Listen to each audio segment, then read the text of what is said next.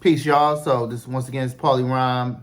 So the way we are going to do these conversations, as I always say, if you look at any of my social media or any of where I sell my items and projects and whatnot, I always intro it as an artist, an educator, and a parent, specifically a father, right? So that's how I identify.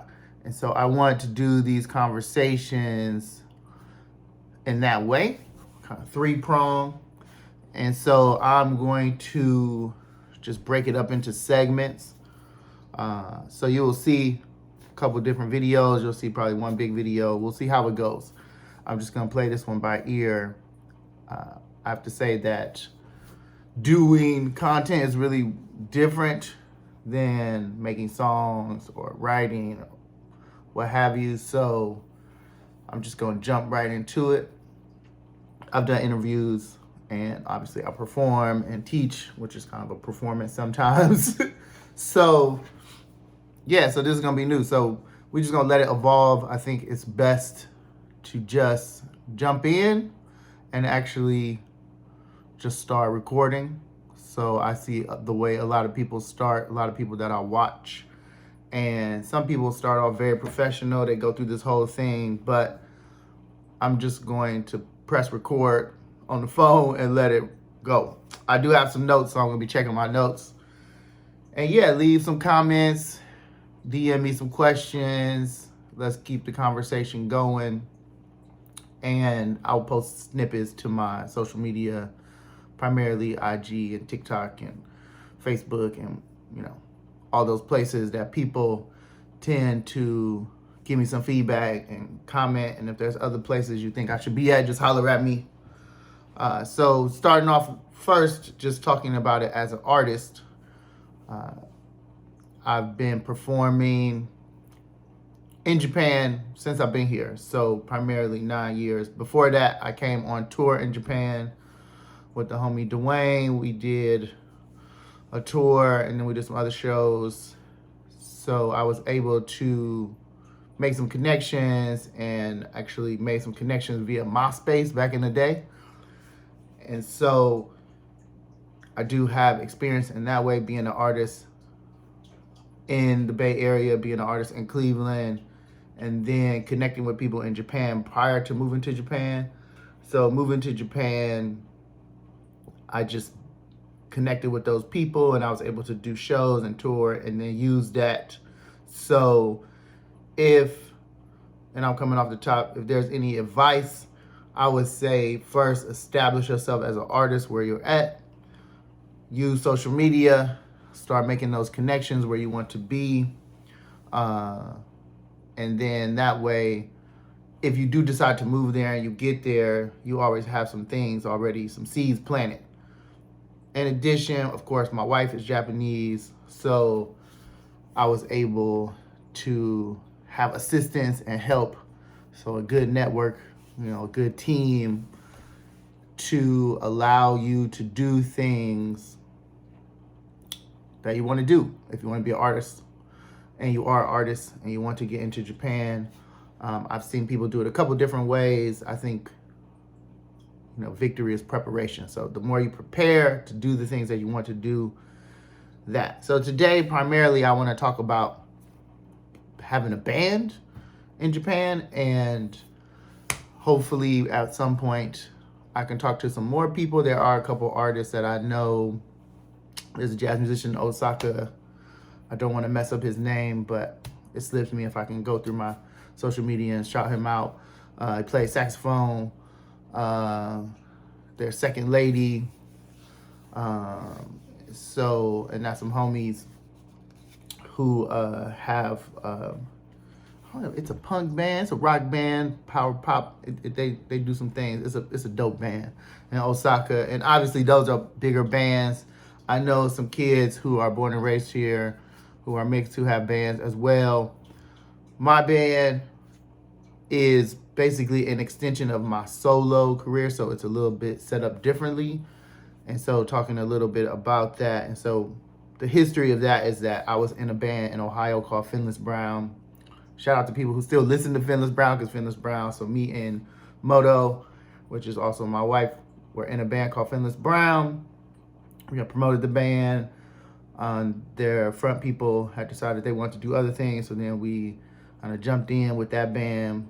We rocked with that band for a long time. That band moved from Cleveland to the Bay Area, and then it changed form a couple times, and then finally it kind of ran its course. And so from Finless Brown, we then kind of combined with another band that was Mixed Messengers, and then we formed Miles Outside. And then Maya was born, so I took a kind of a hiatus. And then I formed another band called Soul Organics with the homies before I moved to Japan. So always love rocking with live instruments. I've had a chance to do some other live things, like with No Mac and whatnot.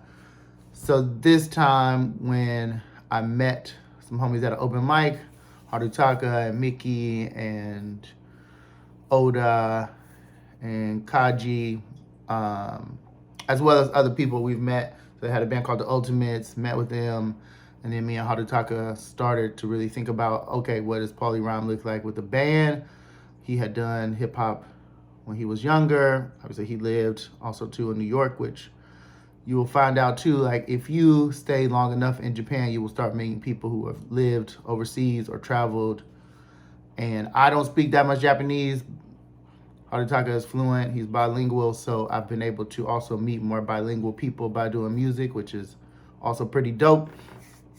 Anyway, fast forward, we did a show before COVID. It was fun at the Lion Theater, and then once everything kind of settled through a homie, Ken-chan, via Moto, who was a long time friend of Moto, we started doing the BL Cafe, started doing the open mic, met some more homies, and then I had worked with Zandra and her band, Leslie and Adam. And from that relationship, I was rocking at KD Hapon, which is a spot in Nagoya. So I decided to do another show there and had a good relationship with them. Still got a good relationship with them. Actually rocking there tomorrow with the homies. So yeah, it's not impossible if you want to rock. You just got to put some work in. My success was going through open mics. So yeah, definitely check out the open mics. Definitely try to meet people, performing. People like you like them. You try to make some things happen. And then I think like if you are like me, I got a catalog. I want to do things. Then you reach out to people and say, hey, let's do a show. You organize a show. And then you go from there. Now, if you want to start a band, that's a whole nother thing. And I will leave that to people in the comments to talk about how they started bands or, you know, make a video, whatever you want to do. My band is obviously Paulie Rhyme Quartet. I organized that band with Harutaka, who's my drummer. And then we reach out to other musicians based on the shows. So that we practice a couple times before the show. Like this time we practiced twice. Typically we have vocalists too, so then we organize that through line, and it's been pretty dope. We had, you know, the one last show a couple months ago, a couple weeks ago, and then we got the show coming up, and then next year we're gonna be planning some shows, and that way you are in the live music scene. And I'm still learning, so I will probably have another video and some more things to talk about. The one thing that I do want to say is make sure that you are prepared to, you know, compensate the musicians and put yourself in a position where you're, you know, not losing your shirt. I think that's important. Now, if you're starting a band, like we started, you know, a band when I was in California and even in Ohio, and we all kind of just started from zero. And so that's a way to do it, and I think that's also a good way to do it. Obviously, you know, I'm not a spring chicken. You know, I'm up there, and I'm trying to get myself in the scene, do shows, legitimate shows with bands, in legitimate venues. And so I chose to work with working musicians.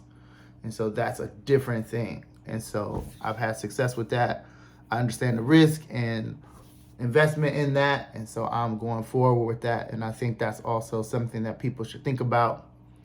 if you're not willing to do a lot of that old school leg work but you might be lucky. You might find people who are willing to start from scratch and invest in that with you. So I wouldn't give up on that. But there are healthy scenes, whether that's jazz or gospel or rock.